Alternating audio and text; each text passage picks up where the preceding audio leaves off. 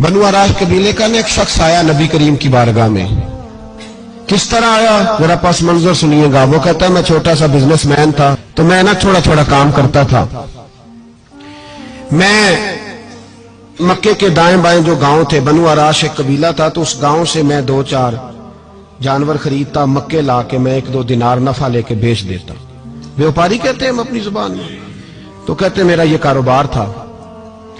एक दफा मैं 2 ऊंट लेके मक्के आया, तो मक्के में मैंने शोर सुना कि यहाँ एक जादूगर है, माज़अल्लाह साहिर है, काहिन है, उसके करीब कोई ना जाए। कहते ये शोर मैंने सुना। मैंने कहा चलो नहीं जाते।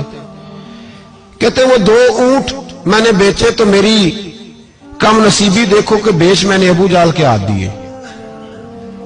ऊंट खरीद लिए तो मुझे कहने लगा कल पैसे ले लेना। मैंने कहा घर कहाँ है? कहने लगा फलां गली में, फलां मोहल्ले में, फलां जगह मेरा घर है। कहते हैं मैं मजबूर था, छोटा सा कारोबारी था, मैं बड़ा बिजनेसमैन नहीं था। अगले दिन मैं उसके घर गया, मैंने कहा पैसे, तो कहने लगा कल आना।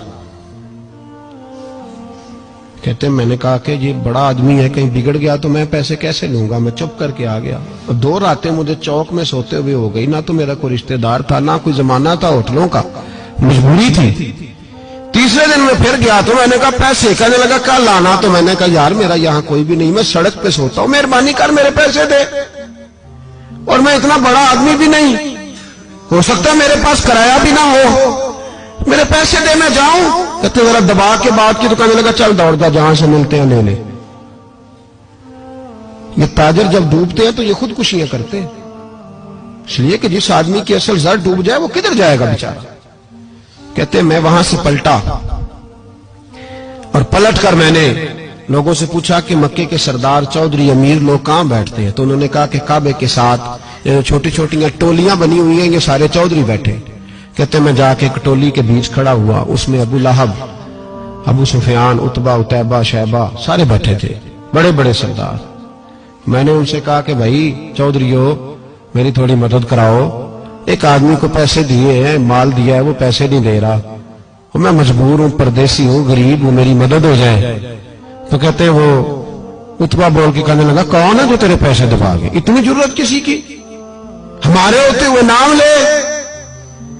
तो कहते मैंने कहा कि अबू जाल नाम है उसका। कहते गर्दनें झोंक गई। कहने लगे तू तो बड़े गुंडे के पास फंस गया, वो तो सरदार है सारे गुंडों का, वो तो नहीं मिलते पैसे, मुश्किल है। कहते मैं कांपने लगा कि मेरे पैरों तो जमीन निकल गई, यार पैसे नहीं मिलेंगे तो मैं तो घर नहीं जा पाता, किराया भी नहीं। कहते उतैबा ने मजाक किया, सामने खाना काबा के साथ टेक लगा के रसूल पाक तशरीफ फरमाते, माज़अल्लाह सुम्मा माज़अल्लाह, नकले कुफर, कुफर न बाशद। उसने मजाक किया, कहने लगा वो जो बंदा बैठा है ना वो तेरा मसला हल कर सकता है।